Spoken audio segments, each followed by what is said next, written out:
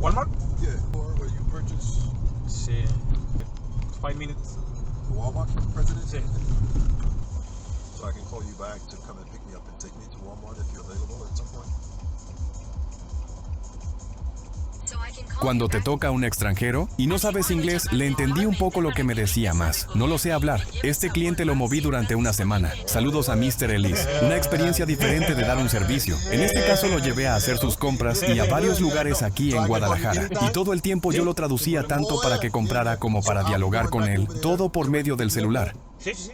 And yeah, so every day? Sí. Figure out how to convert it over. But yeah, that's no problem. I'll just get cash and go from there. Bueno, eso significa que tengo que ir a un cajero automático, sacar efectivo y averiguar cómo convertirlo. Pero no hay problema, simplemente sacaré efectivo y seguiré adelante. I'll take you when you call me to take you. To get the cash. Okay. Yeah, okay.